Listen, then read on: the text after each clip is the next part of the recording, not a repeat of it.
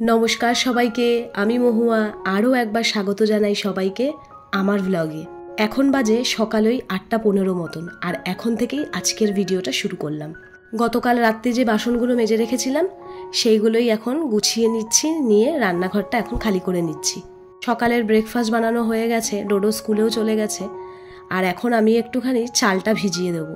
আমার এই যে ঘরটা, এই ঘরটার মধ্যে তো ক্যাটারিংয়ের সমস্ত জিনিসপত্র থাকে, বারান্দায় বাসন থাকে, আর এখানে যাবতীয় আর বাদবাকি যে সমস্ত জিনিসপত্র সেগুলো থাকে।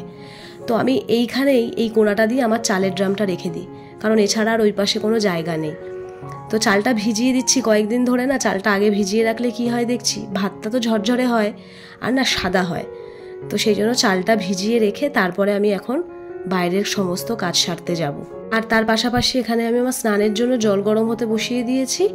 এখন চটপট করে ঘরটা পরিষ্কার করে নেব। ঘরে তো কারোরই শরীর ভালো না, আমি অজয় দুজনেই অসুস্থ হয়ে পড়েছি, প্রচণ্ড ঠান্ডা লেগেছে, আগের ভিডিওতেও বলেছি। তো অজয় শুয়ে রয়েছে, একটু পরেই উঠে যাবে।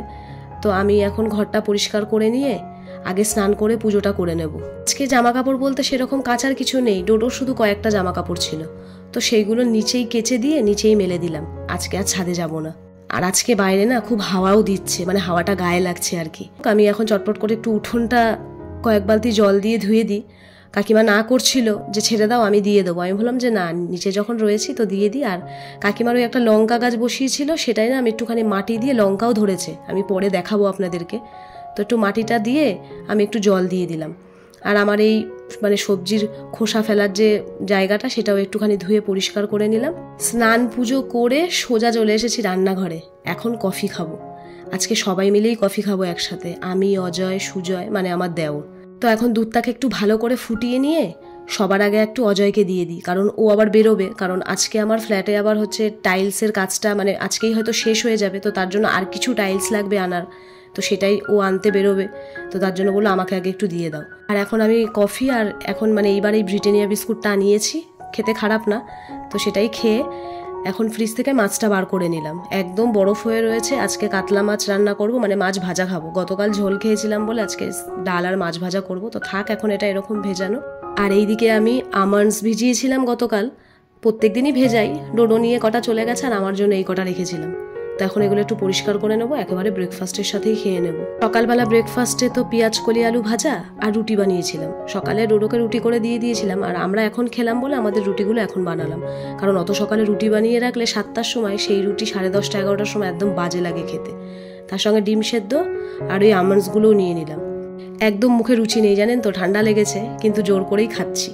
তো খেয়ে দিয়ে এখন চটপট করে আগে বেডটা ক্লিন করে নেবো। রুম ক্লিন করে ঠাকুর পুজো করা তো হয়েই গেছে, যেহেতু অজয় শুয়েছিল, তাই এখন বেডটা ক্লিন করে নেব। ব্রেকফাস্টও করা হয়ে গেছে।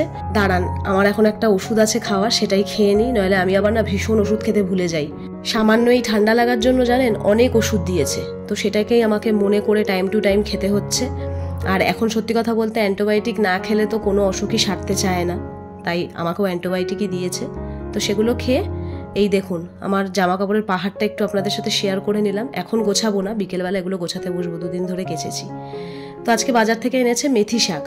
আটিগুলো বেশ মোটা মোটা জানেন তো, মনে হয় না 2টো আটি লাগবে, তো প্রথমে একটা আটি আগে ছাড়াই, যদি মনে হয় আর একটা লাগবে তখন ছাড়াবো, আর নইলে রেখে দেবো।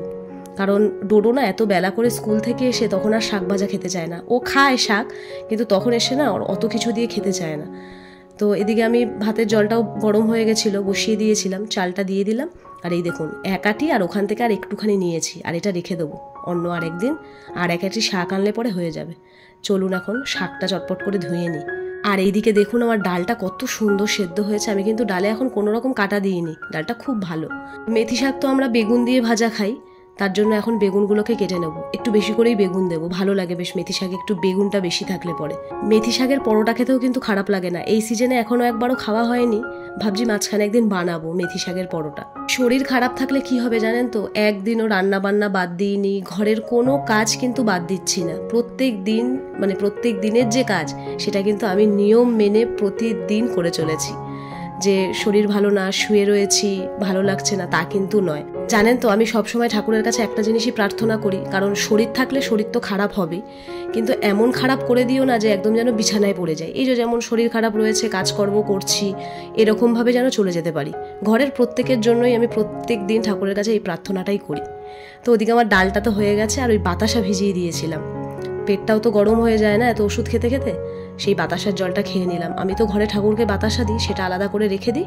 সেই বাতাসাগুলো আমি মাঝে মধ্যে 1 দিন 2 দিন বাদ দিয়েই খাই, কারণ এখানে আখের রস খুব একটা বেশি ঢোকে না।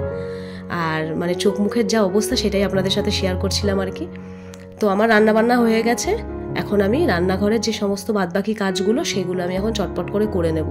আর এখন জানেন তো, আবার অজয় ফোন করলো, এখন আমাকে আবার একটু ফ্ল্যাটে যেতে হবে। এখন প্রত্যেক দিন এরকমই হচ্ছে, হঠাৎ করে ডাক পড়ছে, হঠাৎ করে চলে যাচ্ছি। তো যাই হোক, লঙ্কা গাছটা আপনাদেরকে তখন দেখাবো বলেছিলাম, এই দেখুন কত ছোট ছোট লঙ্কা ধরেছে। বিশ্বাস করুন, ভাবিনি যে গাছটা বাঁচবে। কাকিমা তো বলছিল যে মৌ গাছটা তুলে ফেলে দাও, ও হয়তো আর বাঁচবে না, কিন্তু হঠাৎ করে দেখছি কত সুন্দর ফুল এসেছে, আবার লঙ্কাও বেরিয়েছে, তাই তখন একটু মাটি দিয়ে দিচ্ছিলাম গাছটার গোড়ায়। তো চলুন এখন খাওয়া দাওয়া করি। অজয় বললো একেবারে তুমি খেয়ে দিয়েই আসো, তাই আমি এখন চটপট করে খেতে বসে যাচ্ছি। আর ভিডিওটাও এখানেই শেষ করব। সবাই ভালো থাকবেন, সুস্থ থাকবেন।